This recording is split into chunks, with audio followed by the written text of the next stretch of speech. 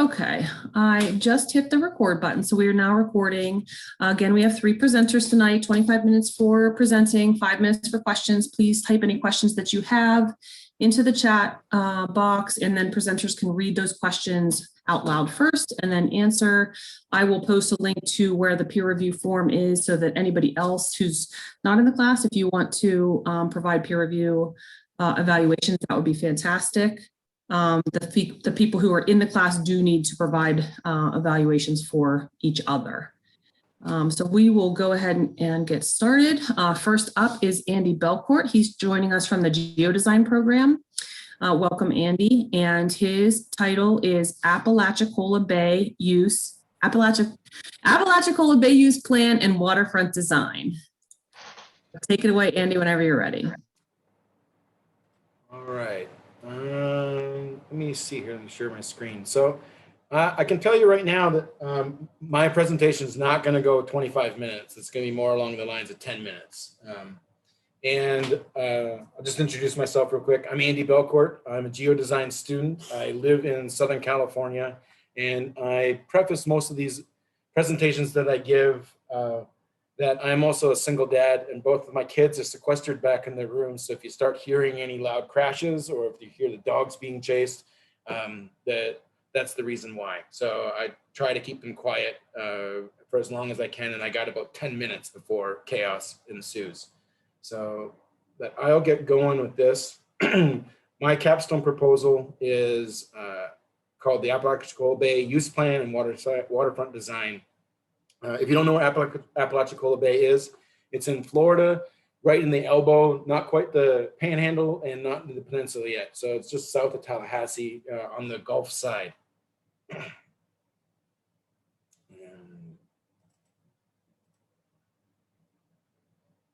Sorry, I gotta.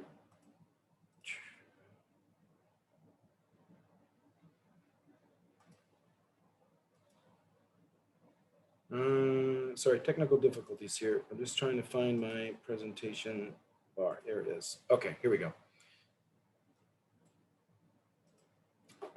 The purpose of this plan is the primary goal is to develop an inclusive plan that protects the local culture, natural environment, and allows for commerce and recreation in the Bay. This plan is meant to be used by the residents of the city of Apalachicola, Franklin County, and those who use the Bay for recreation, commerce, and science. Project location, we're down in city of Apalachicola is right down here. So it includes Apalachicola Bay, St. George Sound, St. Vincent Sound, East Bay, the 4 barrier islands, and the city of Apalachicola waterfront. Now, issues of concern for the city of Apalachicola or the area. The big one is a 5-year moratorium on wild oyster harvest. This has got some tremendous impacts into the local culture from the moratorium, as traditionally oyster harvest in the local seafood industry has been the main driver of the economy. Now the economy is competing with interests to become an ecotouristic destination and still try to maintain a local seafood industry without the wild harvest. Kind of central tenet or central to the development of the Bay is the position on large scale aquaculture between the city and the county. The county leans more to protected areas with lesser developed sites and less aquaculture, and the city is more receptive to large scale aquaculture.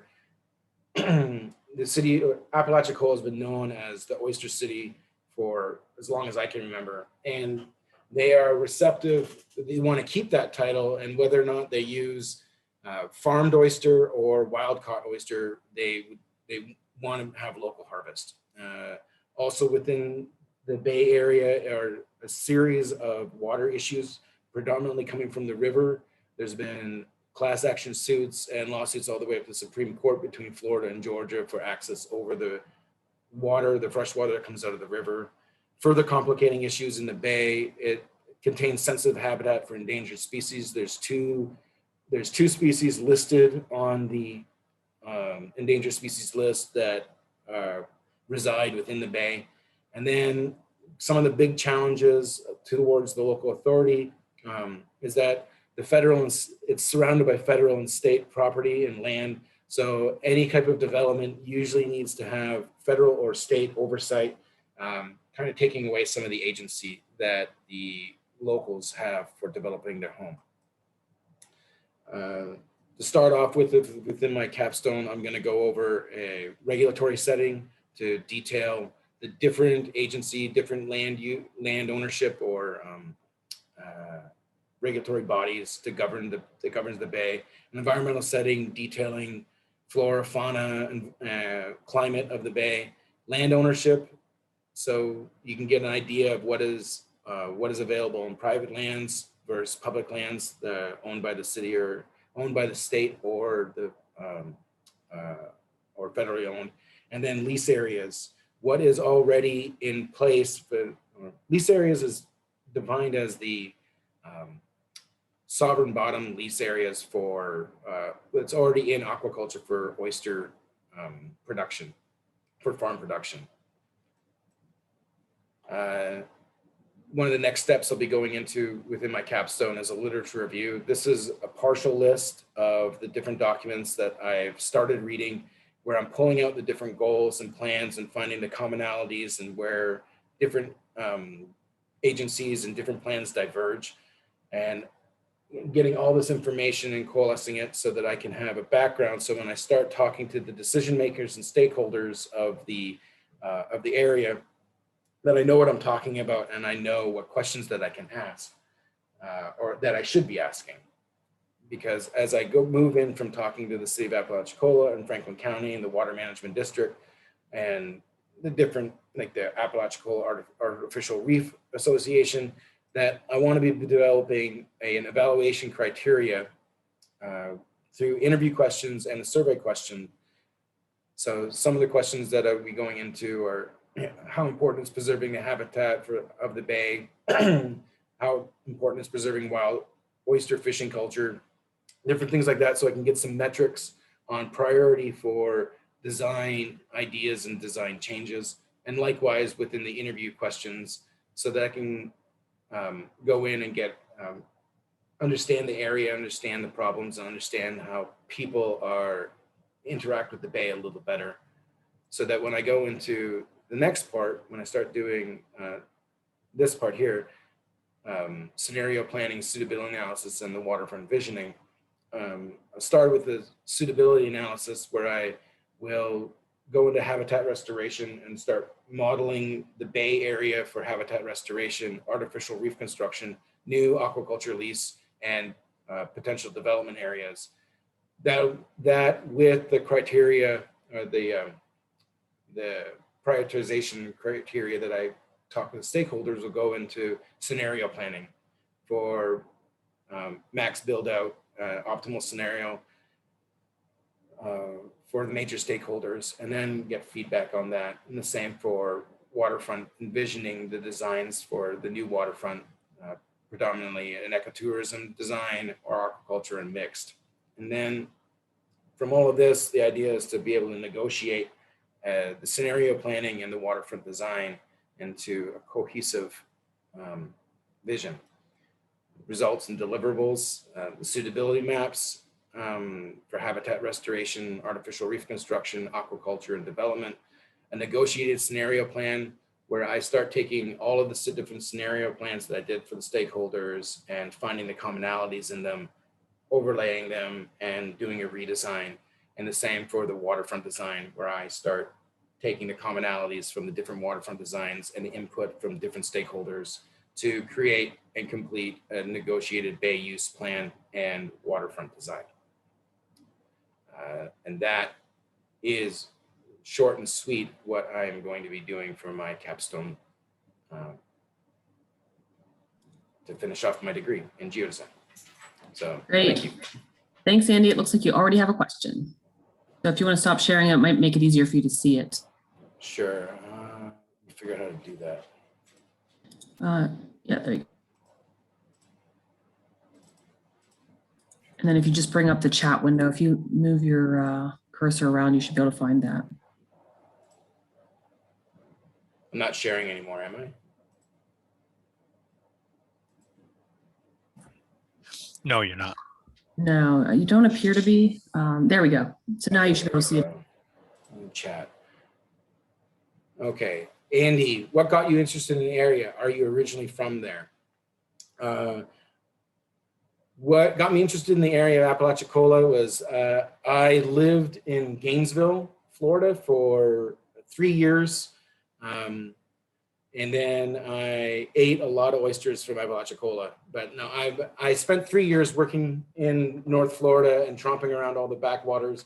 And I really enjoyed living in that area. And I wanted a project that was kind of take me back there. And the idea of studying local fishing culture and the effects of a moratorium were interesting to me. I lived in Newfoundland in the early 90s when they put the moratorium onto the cod fisheries up there, and there's some commonality between the two. And I thought it was an interesting, it'd be an interesting kind of interesting project to study.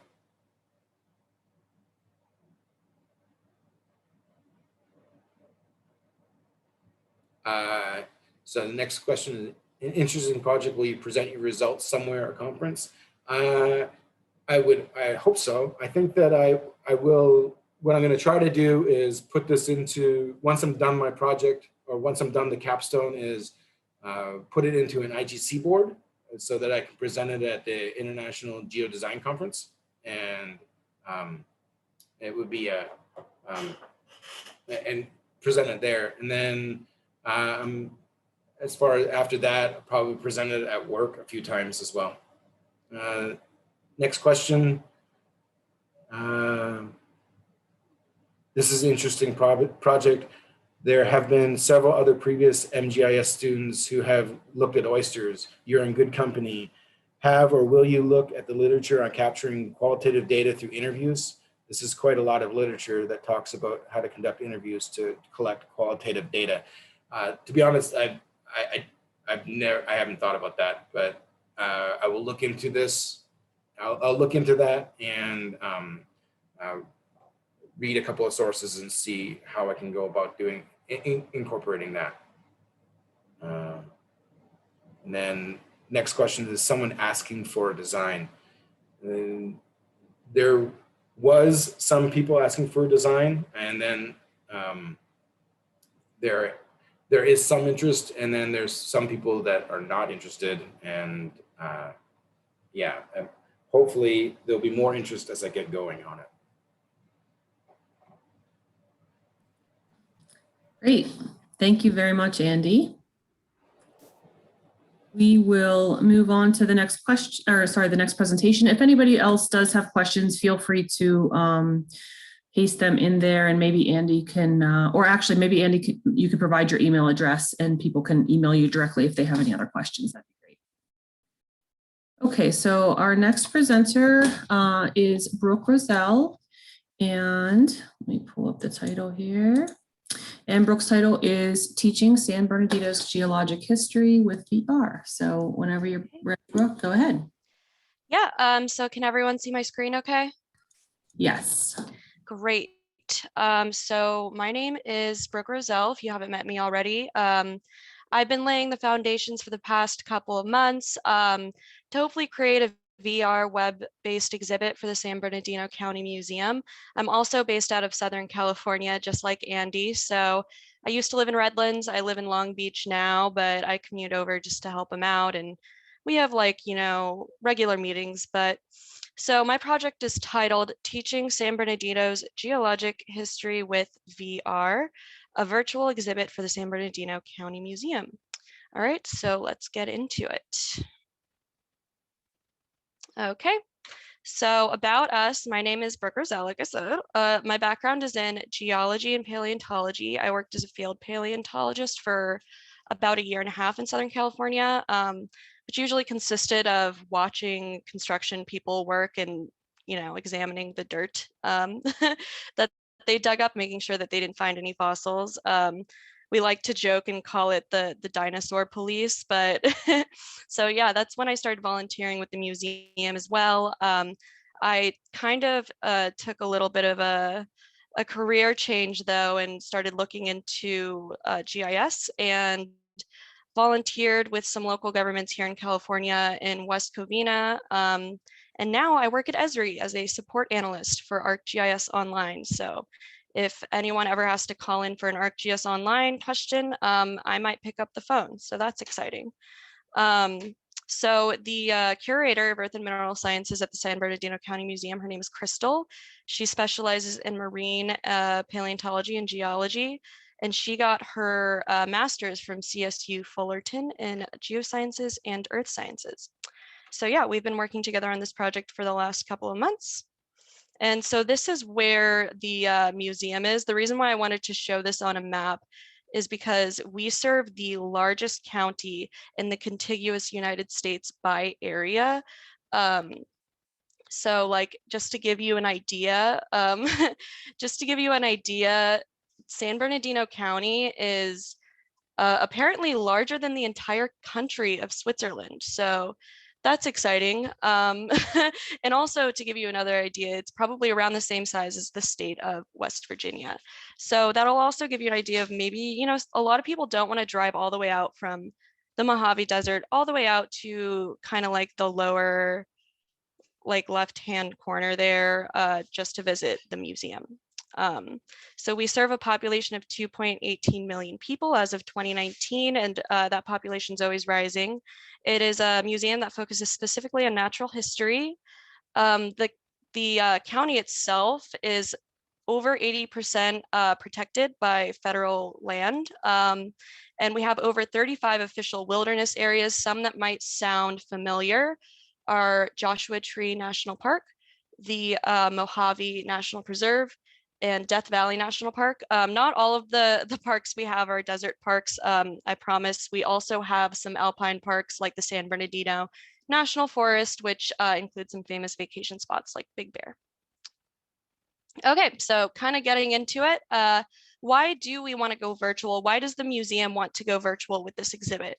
So the San Bernardino County Museum has been exploring digital education and the exhibit options, you know, to continue their ever important public service that they provide to the county. And as I stated before, San Bernardino County is huge.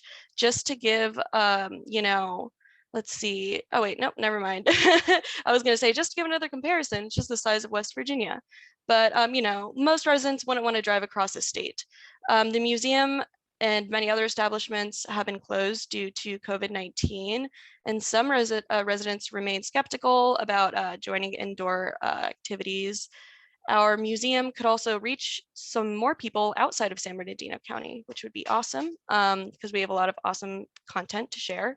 It's also a common issue for museums reaching capacity within collections. However, digital models remove that need for storage and preservation becomes easier. So having something digital is easier for record preservation, which is another great reason to go virtual. So yeah, virtual seems like to be a great option, but why would we go the virtual reality route? So first, let's look at the definition of VR. Providing a concise definition of VR is challenging, but VR can be more easily understood by breaking it down into its key components. Sherman and Craig had a great explanation. I believe they had a book that they came out with in 2003. It was a really good book. I only read like the first chapter of it, but it was a great chapter. So basically they define VR as an imaginary space or virtual world, physical and mental immersion or a sense of presence, interactivity in the form of an avatar or collaborative environment, and sensory feedback. So this definition of VR would be classified as immersive VR or what we call IVR. Our project will produce more of a desktop VR product or a DVR product, which we will dive more into on the next slide. So immersive versus non-immersive. IVR provides full immersion via 360-degree visuals, usually with the aid of a headset. I don't know if you guys have seen like the Oculus Rift products that are available to pretty much everyone. Auditory immersion via headphones, maybe a mode which simulates limbs by walking through a virtual space and interacting with its elements. VR can also implement the feeling of touch through this thing called haptic feedback, which is pretty cool. And all of that is really awesome, but we're going to be focusing on desktop VR, which is a little bit less immersive, not really immersive at all, but the user simply manipulates the virtual space with a computer device, such as a keyboard or a mouse. A DVR product will be the main deliverable for this project, and further products will be developed from the non-immersive web-based product. So in terms of the scope of this project, we will be providing the tools for them to create a DVR product, but if the museum wants to use those tools to make an IVR product in the future, they can. So I have some examples here that I believe I hyperlinked, but it doesn't seem like it's going to let me open them. If you want, I can put these links in the chat and anyone can go ahead and visit them. This first example is by Science Friday. It is kind of like a DVR product where you can go to their website and open it up, and you can use it in the form of more of an IVR product where you put on a headset and look around. It's clearly done with like a 360 camera. There's multiple stops that you can visit to see the site from multiple angles.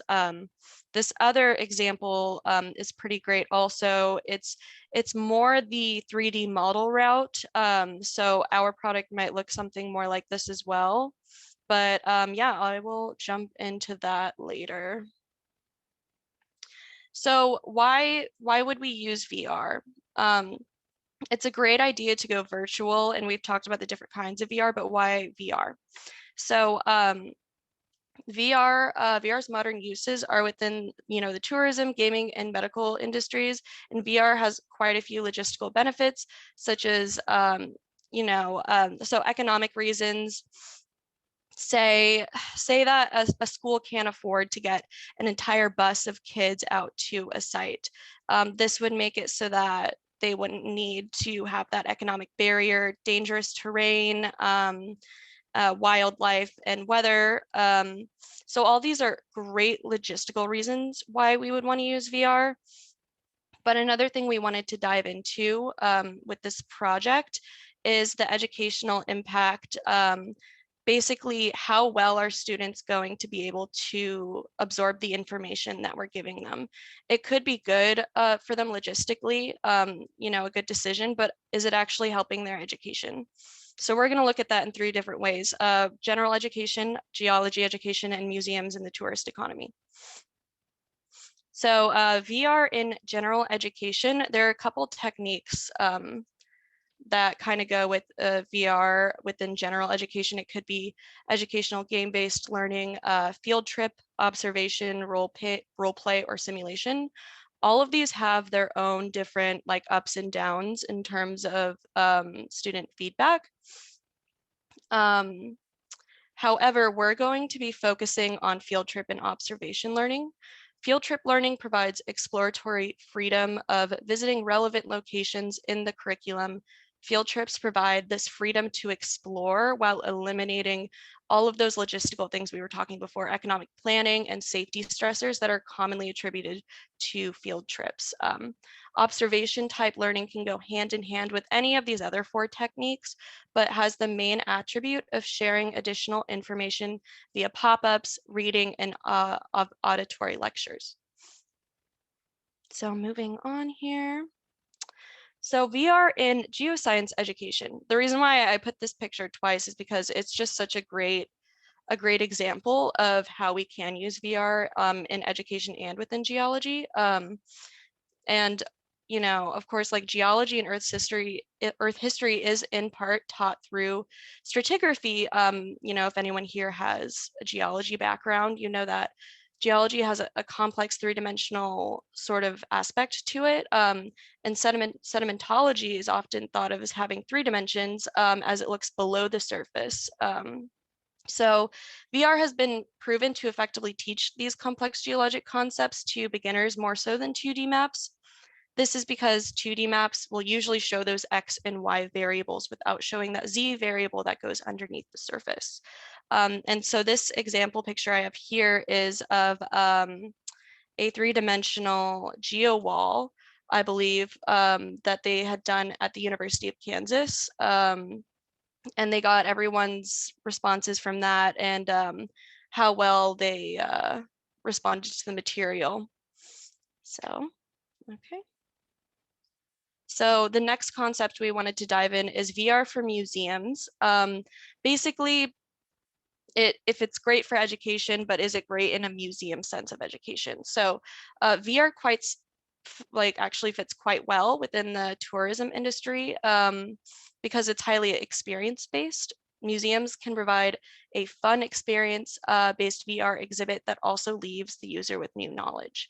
So this can be identified by looking into the 4 E's of the tourism economy: aesthetic, entertainment, education, and escapism.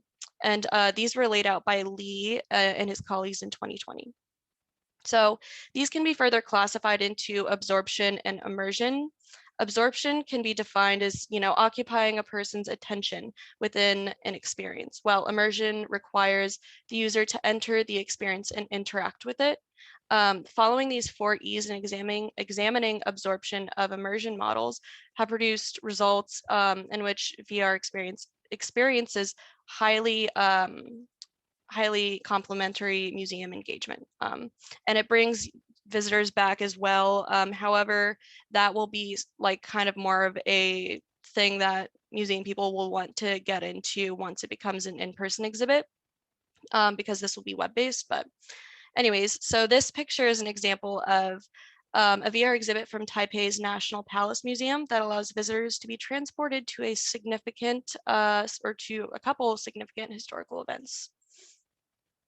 So jumping into our product and what we want to show. So the study area, again, is quite large. The museum is located in Redlands, California, and I put that right there, shown with SBCM. So some of the localities we'll be going to include Marble Mountains, which, let's see here, one second. So yeah, so since San Bernardino spans so much land area, there's a potential for vastly different terrain and geology. It is in fact possible to stitch together a comprehensive Earth history with just a couple localities in San Bernardino alone. And these models will consist of a representation of specific outcrops that produce a large amount of fossils and historical context. So the sites will include Santa Mateo Formation, Rainbow Basin, Aztec Sandstone, and the Marble Mountains. So I'm gonna jump into these a little bit more later. I was getting a little bit ahead of myself there. I was about to be like, Marble Mountains is so cool, but we're gonna talk about it right here. So Marble Mountains, this locality is known for, oh wait, sorry, I didn't change it. Here we go. So this locality is known for the well-exposed Lithium Shale, Zabriskie Quartzite, Chamberlain Formation, and the Cadiz Formation. I also want to point out that MA means millions of years. So the age of this can be anywhere between 540 to 445 million years ago. And we have a picture here that shows kind of the stratigraphy that we're going for in our model. So the lithium shale produces an abundance of brachiopods and hieroliths, things of that nature. The Zabriskie quartzite has produced, some burrows. The Chamberlain Formation is a limestone, and it's produced specimens that are comparable to stromatolites. If you don't know what those are, it's basically mats of bacteria, and some traces of trilobites as well. Sandstone dominant, let's see. Yeah, so the sandstone dominant Cadiz Formation has a few trace fossils that we're interested in the locality is, it is the most complex in terms of stratigraphy. Most of the other localities have 1 or maybe 2 formations, but really what we want to show here is the complexity of the stratigraphy and kind of like showcase some of what we have in the museum in terms of collections. So as a deliverable for this model, we want to find a locality that shows all of these formations so that we can thoroughly explain the depositional environments in the fossils. We may include some 3D models of trilobites the museum has collected as well. Depending, the museum might not have fossils for every single layer, but that'll have to be something that we explore in the future. And how we kind of incorporate these 3D models of fossils, it'll be kind of being able to explain how the fossils are linked, and that'll be done with either a pop-up or something else, another tool at our disposal, but I'll talk more about that later on. So next, we have the next study area, Aztec sandstone. This site is special because dinosaurs are not typically recorded in California. However, evidence of some footprints have been found, which I don't believe we have at the museum, but it's technically in San Bernardino, so we want to talk about it. So the deliverable for this will be a model of some of the unique sandstone layering. That would be ideal to be able to describe the locality in the depositional environment. And yeah, so this area is from the early Triassic, or about 200 million years ago. So the next study area is in Barstow. It's called Rainbow Basin. It has this really beautiful syncline. So this site can be split into 3 distinct formations: the Jackhammer, Pick Handle, and the Barstow Formation. The Jackhammer has about sandstone, siltstone, and some conglomerates, and the Pick Handle is mostly volcanics. The Barstow isn't shown in this picture, and it probably won't be shown in the deliverable model. And the reason for that is because it covers a really small area. It's in a very particular area, and we don't want to condone poaching of fossils. So all of these, like fossil localities, even if we do have them, will be very general and they won't be exact, just because we don't want to condone that. But the Barstow Formation does kind of produce most of the fossils from this location. So this model will show the full syncline and the rainbow layers. We might want to include some of those 3D models of fossils and just kind of say, yes, they're from the Barstow Formation. But again, we're not going to be able to show that in this model. Okay. So the last study area is San Mateo Canyon, and that is in Redlands, California. I've done a lot of work here as a paleo monitor, so I'm quite familiar with it. The stratigraphy is quite variant, with like white, green, olive, red, sandstone, siltstone, conglomerates, everything. It's really confusing, but because of this, the formation is split up into a bunch of beds. That was researched by Frick in 1921, and a lot of the beds are named after him. So it would take me all day if I were to describe all of them, but I just wanted to point that out. Many terrestrial mammals were recovered, such as ground sloths, camels, horses, saber-toothed tigers, and mammoths. And actually, the company that I worked for found a mammoth in the Redlands landfill right over here in the same formation. So it's pretty cool. So how are we going to build these models of these 4 places? We're going to start with, so I had a slide here that had the methodology overview, but I'll just go through it before we talk about photogrammetry. So we're going to start with photogrammetry just because it helps us create 3D models from 2D alignments. Some of the materials and required software we'll go over. Photography principles are really important when you're doing a photogrammetry study. We'll be using Agisoft for modeling, and we'll be using Unity for world building. So this is, I would say, from my literature review, the most widely used method for reconstruction. There were other options discussed. Given the scope of the project, this method suits our needs well. And we looked at some other open source software as well, but like I said, no one does it like Agisoft, so that's what we're going with. And the museum will be covering that as well. So yeah, so the first thing we're going to be doing is photogrammetry.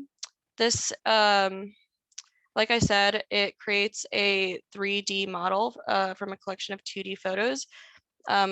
Better definition of it would be the science of combining a number of technical procedures for extracting, interpreting, and classifying the geometry, color, radiant energy, and other properties of objects or scenes from remotely sensed data or simple photographs. So in our case, it'll be simple photographs unless I can learn how to fly a drone. So it has many uses in scientific fields. For geography, a lot of 3D topological mapping, archaeology, a lot of 3D modeling of sites and artifacts, paleontology, they use it for morphology studies and for sample preservation, and geology, it is used for stratigraphic mapping and rock sample models.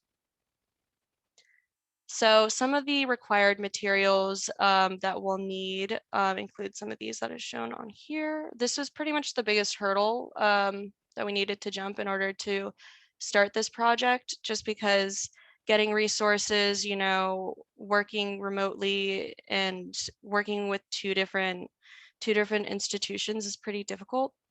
Specifically software licensing, Penn State doesn't offer AGSoft, but thankfully the museum is going to cover that.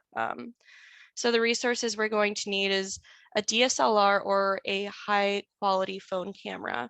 For large areas, a drone camera is also recommended. I would have to learn how to fly one, but that is on the to-do list. Photoshop may also be necessary to capture the highest quality photo and ensure consistency in all photos. I'll talk more about that in the future, but the first and most important step when performing photogrammetry is making sure that we have quality photos so that software can interpret how to align those photos. The software used to perform the photogrammetric analysis and build 3D meshes will be AGSoft. These 3D models can then be exported into Unity to create an immersive VR space. After the models and the VR sort of spaces are complete, we will just use the existing software to build a website with the San Bernardino County Museum. Okay.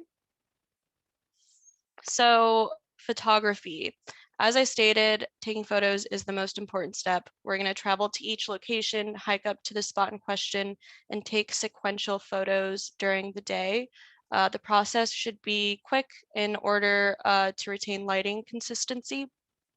Some larger areas may require drone footage, as I said, and Photoshop may be necessary. We want to include shots of the sky and the ground as well. I want to emphasize that consistency is key with these photos, as the photogrammetric software is going to need that. So here's a great example of a test, a test model that I built in AGSoft. So I will kind of like walk through what's going on here, but first of all, I'm going to kind of go through the workflow. So the first thing that we need to do is load the photos into AGSoft as a chunk. You can see that on the left-hand side that there's 31 cameras in this chunk. And from there, all of the tools can be found underneath the workflow tab. First, we have to align the photos, and you can see sort of the photo alignment right above the dashboard with all of the photos. There, you can kind of see how I took the photos in the lower right-hand corner. A bunch of semicircles of photos, essentially. So that's how they align the pictures. And so after you align the cameras, like kind of like a point, a cloud point is generated. And then from that, we can build a dense cloud. And then from the dense cloud, we can build something called a mesh and then texture. This just builds a more cohesive model, connects the dots basically. And it gives it color and like, you know, texture. So the whole process can take, depending on how many pictures you take, up to 5 hours. This one took a really long time. I thought I was going to be able to get it done in the field, but I had to turn off my camera and take my computer home and do it at home. But that depends on how many pictures are loaded and the complexity of the model. So yeah, this one took 31 photos in I think around like 4 to 5 hours. And yeah, you can see the syncline in this model. If we were in Agisoft, you'd be able to move this around and look around and kind of see the area. So it's pretty cool. So Unity, I have less experience with, but definitely really excited to use. I have seen and read walkthroughs in which they simply upload the model, set the scale and location of items, and set the perspective of the user. Let me get this out of the way. So there are minor tweaks here and there that help the VR room look more believable, but basically the software takes our 3D model and gives it a perspective. So the best way I can think about it is like being grabbed from where you're sitting and being put inside of the 3D model that I generated that I showed in the last slide. So that's pretty awesome. So in terms of the website, this is where I really want to stress that the main deliverable for this project is going to be the 4 3D models of all 4 sites and possibly the 4 sort of, I guess, like VR rooms from Made in Unity. However, we're still going to be involved in the website design and website building, just not as much because the San Bernardino County Museum has an exhibit team and an IT department who are going to be kind of taking the head on that design. But of course, I will still be involved in the process, just not as much. So in terms of my anticipated results, like I said, this is going to be like the deliverables of this project are mostly going to be these 4 3D models of each of our localities.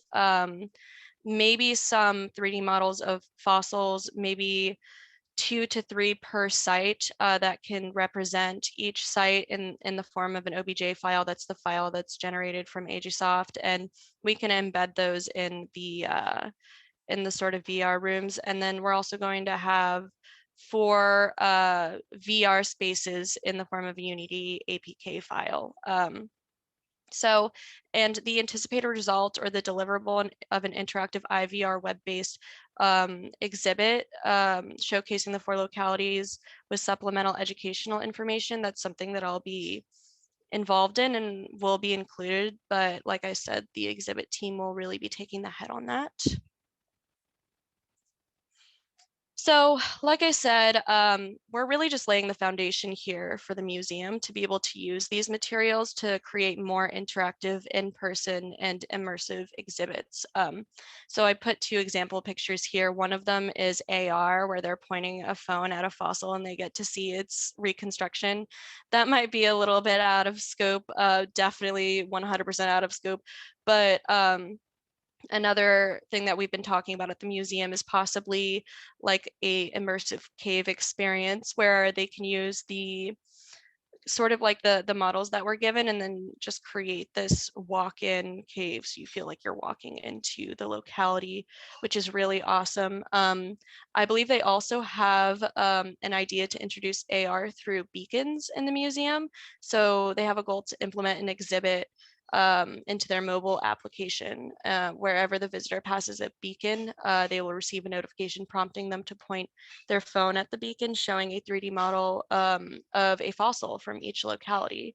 So those are just, these are just future applications, things that the museum can do after we give them the tools, essentially. So I had a lot of sources. Sorry, it's really small, but I am open to questions now. So.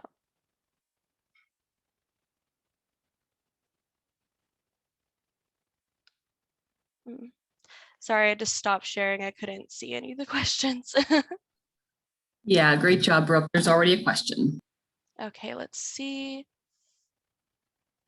And the 3D models, so it says, Brooke, the 3D models you're designing seem to catch different interests of museum visitors.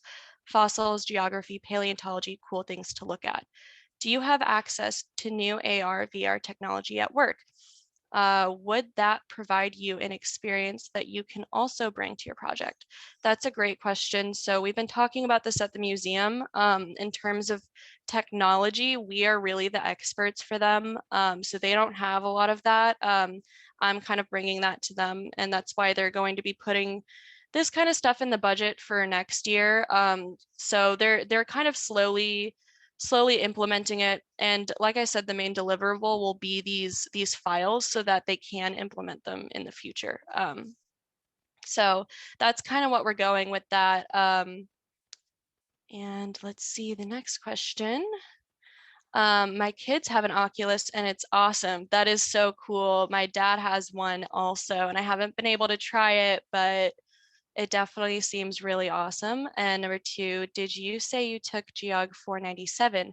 I wanted to take it, but not sure it will be offered again before I'm done with my courses. I'm not sure which course that is. Beth, do you know what course that is? Yeah, that's the 3D class that, yeah. Yeah, I wanted to take it, but so that was going to be, I think it was going to be offered for spring, was it, or fall 1, but I'm going to be taking courses in fall 2, so it wasn't available to me, unfortunately. And then 3, I visited the Trimble CityWorks virtual booth at the UC today. Awesome. Seems like you'll be producing something like that. Did you see it? So I like have not gone to UC. I went to the preliminary sessions. I forget what they're called. But yeah, we're able to watch those as employees, but I would need to get like manager consent to go to UC outside of work, unfortunately. This is the type of project I imagine many people who discover GIS imagine themselves doing. 3D models, VR, dinosaur prints. I'm curious what you have your sights on as far as future careers. Not that you shouldn't keep doing what you're doing. That's a great question.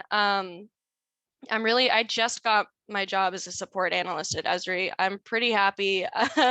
I'm feeling pretty comfortable right now. If this does pan out well, I know that Esri has some teams or product engineers that work on sort of 3D scene products, and that would be kind of applicable and kind of cool also because it's kind of like the new thing that everyone's going for. So similar to Fritz's question, but instead of audio, have y'all considered a point layer that is labeled with names of the rock formations? Yes, actually, I'm glad you brought that up. So that will be going kind of hand in hand with the website design.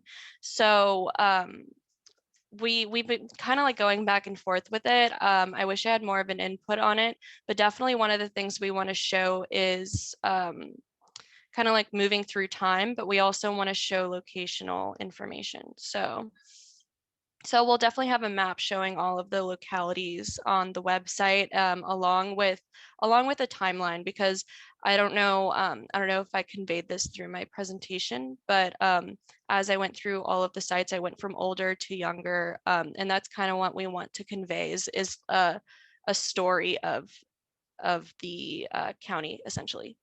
So do you have an idea of what type of features the website will have? Yeah. So I think I was just talking about this. So in terms of design and everything, not as much. However, in terms of like the content, I really wish I was able to show you guys some of the examples that I had. I might be able to share my screen if everyone's okay with that. Yeah, sure, go ahead. Sure. So I have some examples of websites that I used kind of as an example of what I wanted to produce. Not 100% the same, but somewhat similar. So let's see. Share. So this one is it's pretty cool. It's obviously made with the 360 camera, which we don't have at our disposal. But basically, you can move it around, look around. There's little pop-ups like this that show a 3D model, and you can move that around. That's kind of how we were thinking about attaching the fossils. And we also want to incorporate like I said, a timeline and a map of all the localities. We also want to have some good, obviously, like educational information, much like this website. And I'm not sure if you guys can see the other one. Here it is. So this one's a little bit more rough around the edges, but it's still pretty cool. It's more so like if we were to skip the Unity step and just have the HGSoft models, but either way, this is still really cool too. And you can click on it and get some extra information about it and stuff like that. So yeah, I'm gonna stop that share. And any other questions? Great job. Maybe you can share your email address. Yes. Andy did, and in case anybody has any remaining questions, they can email you. Awesome. Very interesting. Okay, so our final presentation for the evening is Milan Kuklas. The title of his presentation is The Role of Location Intelligence in Decision-Making Process, the Case for Water Industry. So Milan, whenever you're ready, take it away. Yes. So for all of you that have to be here tonight, I'm sorry. But for the rest of you who actually chose to listen to my presentation, thank you. I really appreciate it. As Beth just says, my project proposal is, the name is The Role of Location Intelligence in Decision-Making Process, specifically the case for water industry. So in the next 20 to 25 minutes, I'll be in the introduction portion, tell you a little bit about myself, why I chose this topic, give you the project background, state my hypothesis, talk a little bit about terminology that we're going to be using throughout the presentation. And after that, we're just going to jump into a project objective, research methods, expected challenges and limitations. I'll give a super quick overview of my references, and then we should have enough time for the questions. So here we go. So I hail from Illinois, Chicagoland, Downers Grove. I started my journey with Penn State back in 2011 when I enrolled in the GIS certification program. By 2013, I obtained my certification, and then I transitioned into a master program.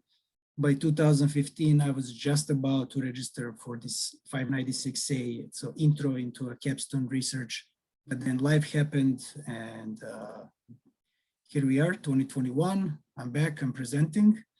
As I said, the topic is going to be location intelligence, specifically using decision-making process in the acquisitions for the new water and wastewater systems.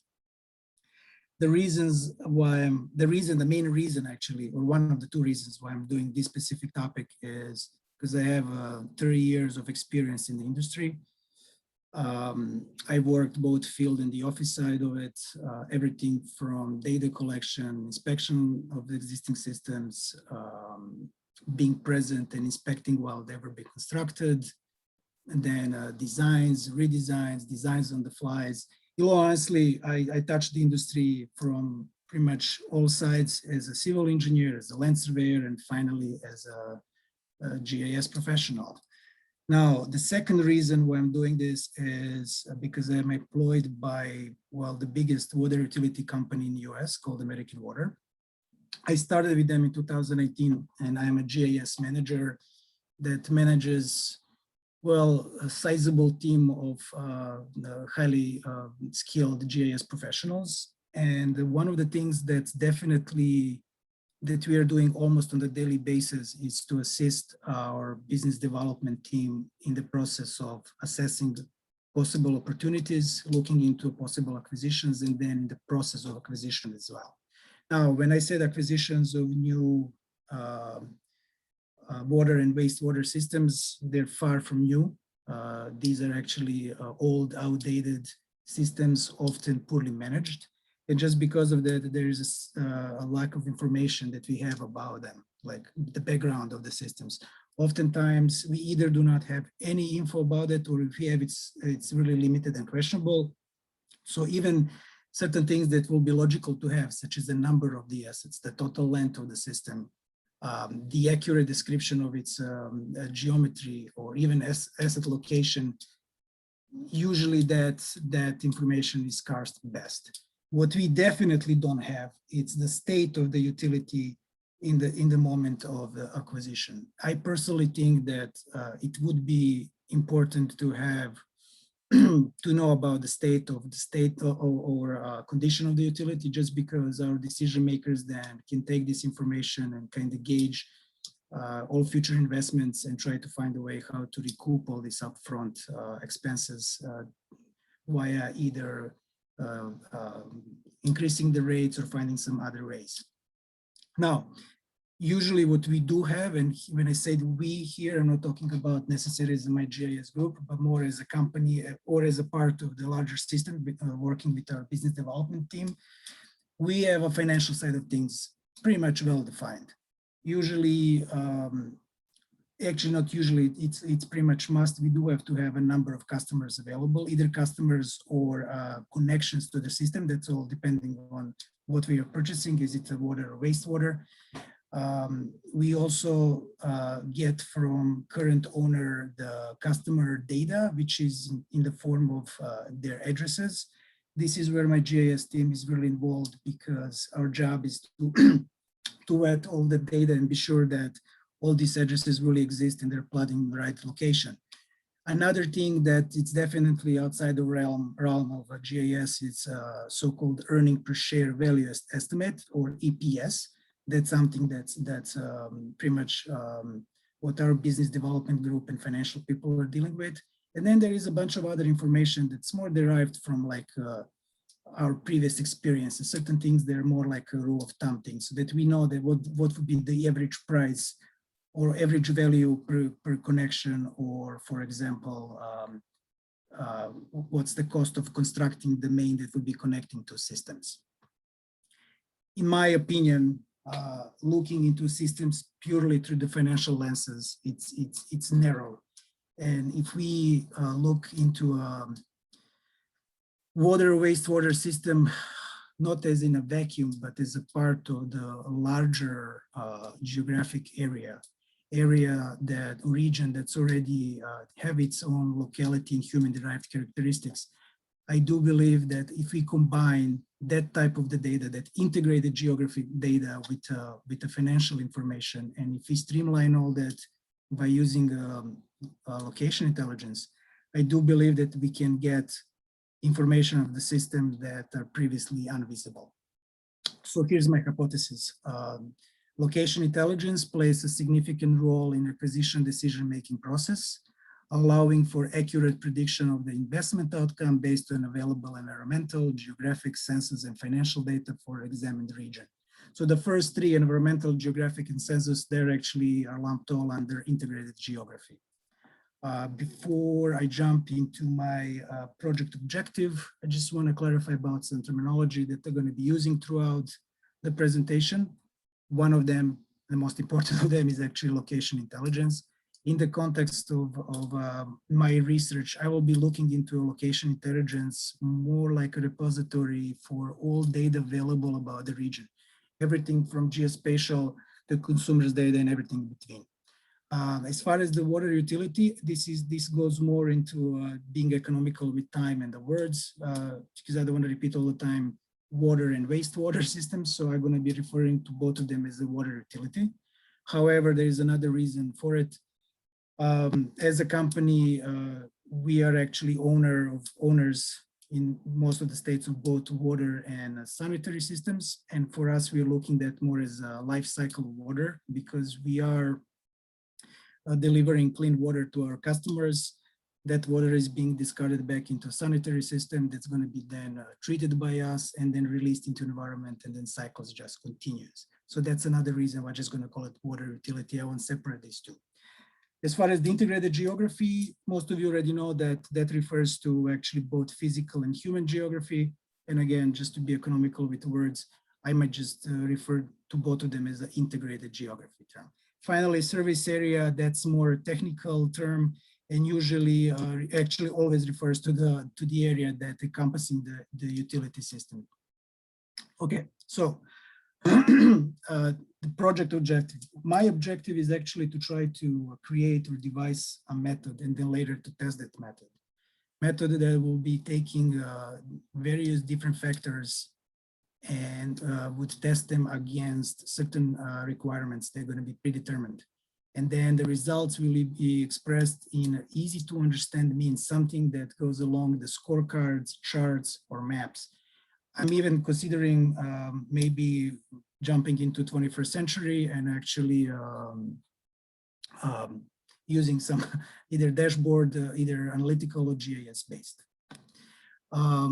The factors that I personally think that, I'm sorry, that our decision makers can use to make informed decision would be, and I have to just move, I do have something pop on my screen, so I hope you guys don't mind.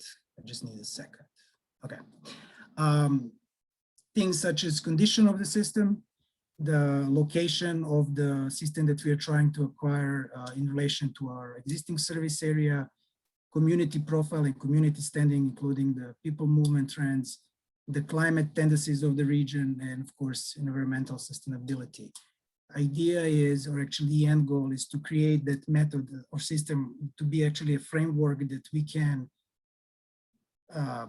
uncover information about the system that we are purchasing that's not visible at the moment of, or it's not provided to us, but also at the same time to provide some type of a predictive tool that actually we can also predict the future of our investment.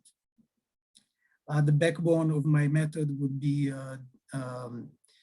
developing the list of requirements that through a couple steps that I'm going to describe on the next slide will actually be recalibrated if needed, and then they won't be only requirements anymore, but they're going to be actually prerequisites that any system needs to fulfill before it's even considered for acquisition. Here's the list. Currently, I have 7 requirements listed here.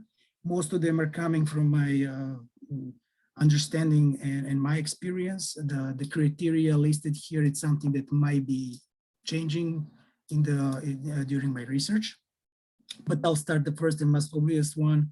It's the I'm trying to devise the figure, the number that would be the optimum distance between the service area that we own and the system that we're trying to acquire.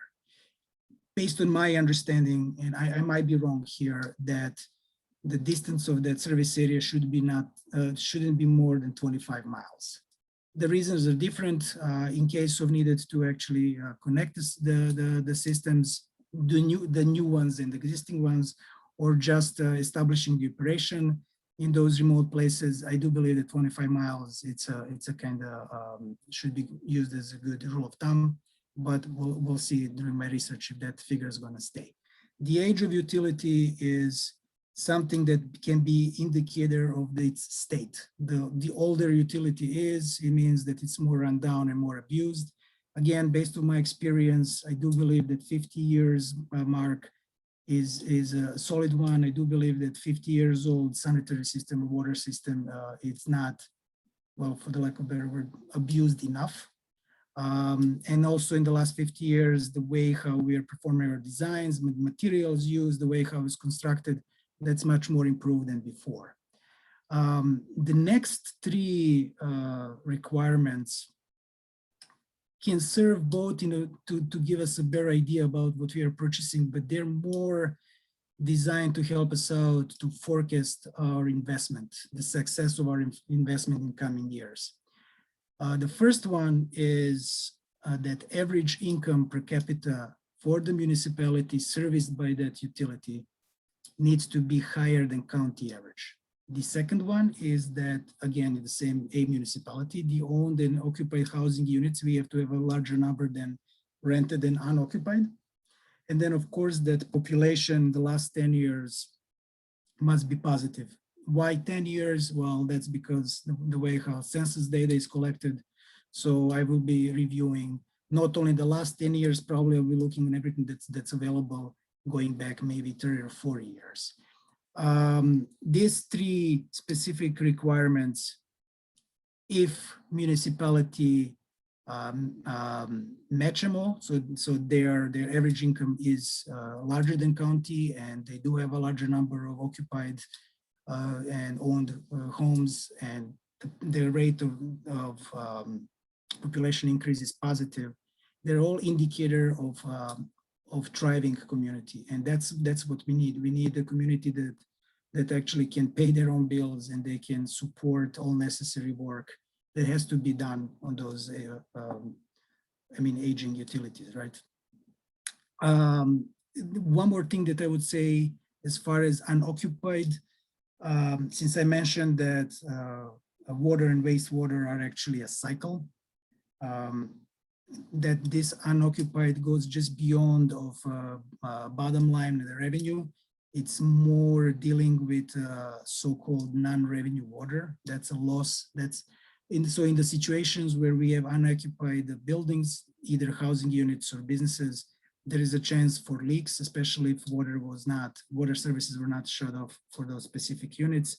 Water leaks is just losing the water that's not being treated anymore. It's released into environment. So again, it's not just only a question of the bottom line and the profit margin, but it's more being concerned about environment as well.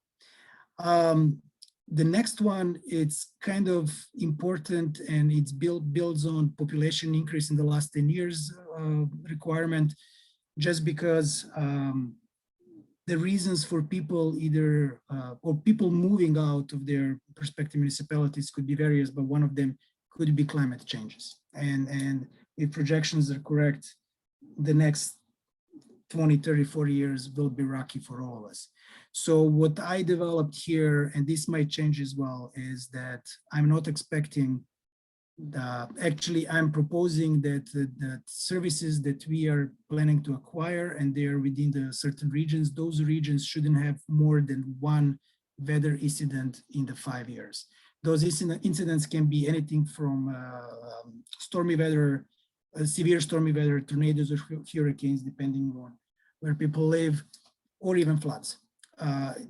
Based on some readings, it takes at least 2 years for community to recover from one of those incidents. And if we have more than one in the span of 5 years, so the municipality is going to be always in a state of recovery, and they will never get into that thriving portion. And the last one, earnings per share, EPS value, that's something that just needs to be there because it's a financial requirement. Just as a quick explanation, earnings per share is something that it's provided, it's coming from government sources. We can perform our own estimate of the system based on those rule of thumbs information. Just example will be that if we have a certain number of connections, we already have idea of the value per connection. Multiplying these two, we're going to be getting the dollar value that we're going to express the value of the system.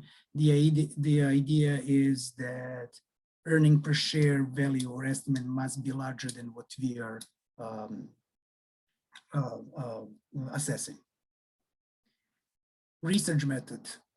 So we are dealing here with the hard numbers. So I'm really planning to have my system methodological with strong quantitative elements of it, because I need the data that can be measured and compared. However, due to the nature of data and the data sources, there's definitely elements of explanatory and qualitative data, something that I do need to deal with. The proposed steps are listed here. So data assessment, data conversion, research scope, ultimately data presentation. The last one, method validation, it's something that would actually confirm that my approach works or doesn't work. In these first 3 steps, data assessment, data conversion, and research scope, I'll be spending most of my time looking in what's available out there. Because based on data availability, I'm actually planning to either keep my list of requirements as it is, and then they're going to become prerequisites, or I'm going to calibrate them again and either expand the list, or maybe remove some of those requirements from the list, or maybe just reward them or completely change them. Once when I have a solid list and I decide to stay with that, within the research scope, the idea is just to actually check the factors or check all the data available against those requirements. I'm sorry, and then just plug in the results. Data assessment and data conversion, I'm going to be talking about this too at the same time. On the financial side of things, oddly enough, but information can be easily found about all these utilities. In Illinois, we have Illinois Comptroller website and then EPA's website. They do provide information about EPS values. They do provide information about connections or customers. However, everything else that goes into that integrated geography portion of data, I have to heavily rely on census information, ESRI's data, especially their business application. If necessary, and if I have certain municipalities in mind, I would be looking at their specific websites. And then the characteristics of the region and any significant weather events, I'll be definitely going to NOAA. So this is just a short list, something that they definitely know can provide information to me, but I expect this list to be much longer than this. On the list here, you can also see Claritas 360, and I'm not sure how much you guys are familiar with that specific website or the Claritas itself. That's the company that gathers consumers' data and based on that creates some type of segmentation of the different. There's a different views of seeing the neighborhoods based on either their life stage or their social status, or are they more inclined to be urban or not. So bottom line is every single neighborhood can be seen from all these different views, but ultimately by looking into those segmentation data, we can kind of see underlying idea is that some of the neighborhoods are more affluent than others. So this is definitely qualitative type of data. That's descriptive. That's something that I need to find a way to actually assign certain numerical values so it can be used, it can be compared. And one of the things that I am planning to do is when I have a specific municipality in mind, I will look into all neighborhoods that are part of the municipality. I'll be looking specifically how they're segmented, and then just try to kind of find the percentage of how many of them are actually kind of viewed as affluent and how many of them are not. The more affluent neighborhoods we have, that means that there is a greater potential for us to actually continue collecting our bills, right? Research scope, as I said, after having a list of data sources and specific data that I can use, and I specifically know that all my requirements can be answered, the next step will be to actually verify data against them. What you here see on the right side under data presentation, that's something that we developed during Geography 850, which was all about location intelligence. That my topic was similar, so I'm actually just building up on top of that. But my scorecard is looking into all these requirements, assigning a certain values 1 to 3. I think the 3 was the highest score.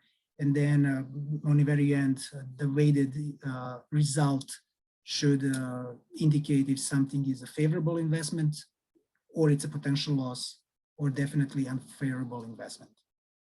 What I'm trying to achieve and my expected outcome is to prove that my methodology is effective. But before I offer that as a tool to my decision makers, I have to be sure that actually it's really working. So my plan is to run this system against acquisitions that already happened in the past. I started with the company in 2019, so I think that everything between 2010 and 2019, all the acquisitions that happened that period could be tested. Reason why 2019 is just because I'm trying to remove my bias. I don't want to judge the acquisition that happened when I actually was hired. So I'm just going to be looking to something that was before my time. Honestly, what I'm expecting is that my methodology so that every single acquisition had a high score. However, I'm also welcoming situation where that's not the case. When my methodology showed a certain system was actually scoring lower, but we still proceeded with acquisition and now we own that. The reason for it would be, well, they can help me to maybe recalibrate my requirements again. Maybe there is something that I didn't see. Maybe there is some questions that I didn't ask. Also, the other reason it could be that all these requirements listed, or the one that I'm planning to add, are actually shouldn't be weighted the same way. Maybe some of them are more important than others. Even the scoring system 1 to 3, maybe it's actually not really sufficient. Maybe I have to change the scoring system. Also, I'm looking to find the acquisition that fits that profile. So it was scored low, but we still proceeded and it's now part of our system. But I will be actually reviewing what happened in the post-acquisition process until now. I'm just going to see what's the situation with the population numbers. Are they going up or they're going down? Do we have troubles collecting our fees? So if that's all the case, then even though there is a deep mismatch between what we did and what my scorecard says, indirectly we'll be still proving that my method works. Challenges and limitations, in all honesty, it's all about data. Data will be coming from various sources. It's going to be public sources, it's going to be private sources, it's going to be semi-public, semi-private. For some of the data, I probably either have to buy or have to find somebody else to buy it for me. None of this data is something that was collected on the field by me. I did not verify its quality. I do have to rely that what I see, it's what I get. So I have to see that I have to assume that somebody already did proper QC and QA, and then data integrity is intact. Finally, I promise I'm almost done. As far as the references, right now I have about 15 of them. They're not all shown on my list here, just some representatives. All my references are kind of grouped in 4 different groups. The first group is dealing strictly with the ins and outs of the utility systems, their history, materials, and all these references, by the way, regardless of the group, are actually peer-reviewed papers. Some of them are technical manuals, but specifically the first group should give the insight on how systems work, how they're built, and how the design and materials used were changing over time. Again, going back to the situation where we're purchasing something and we don't have idea about its state, at least if you know that specific municipalities 50, 60, 100 years old, they can kind of give us idea about its state. The second group of my references are more dealing with climate change and how climate change influences or interacts with our utilities. Okay, I mean, water utilities are always underground, but we definitely have some above ground manifestations like water treatment plants, or we have above ground storages. With floods and everything, oftentimes those are also can be damaged. The third one is dealing with consumers' data, how's collected, how's aggregated, how's dissected. Because going back to Claritas 360, I need to really have a good understanding what the data represent in order to do some classification and convert this quantitative into a qualitative into a quantitative data set. The last piece is a financial part, even though it's going outside of GIS. It's not GIS at all. It's not, doesn't have anything with that. But this is more for my benefit. I really would like to know more about the TPS value, and especially in the situations where what's going on with that estimate when system changes hands from public, previously owned by municipality, to now being a private. Okay, that would be it.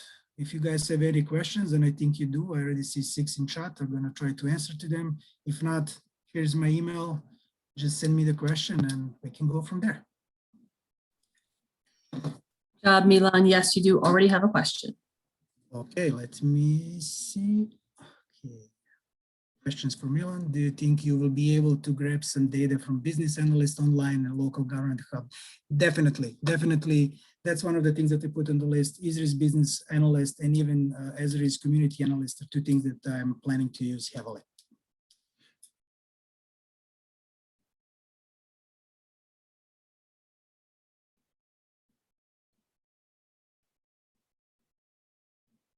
Anybody else?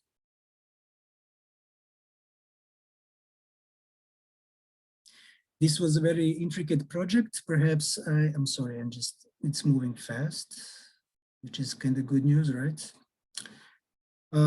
Perhaps I missed this, but what specific method are you using to analyze your data? Will there be any kind of statistical? Definitely. I'm still fine-tuning my analytical side of things, but statistics will be definitely a large part of it. From David, since you are working on a project based on finding methods to select municipal locations, I'm wondering, will you use GIS in your project? And if so, what? Yes, so the question is GIS, that's what I do, and I definitely this method's gonna have its own GIS pin. Things that we're gonna be trying to use is through lenses of GIS going to be that relationship between the system and our service area, different models if needed. So yeah.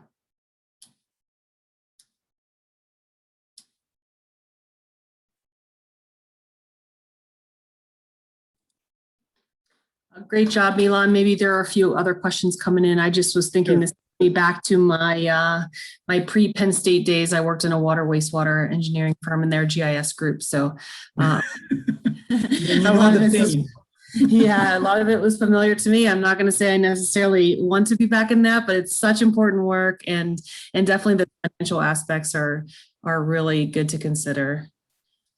Yes, and like I said, I'm still sharing my screen, so if anybody needs to grab my email, go ahead. Excellent. Any other questions?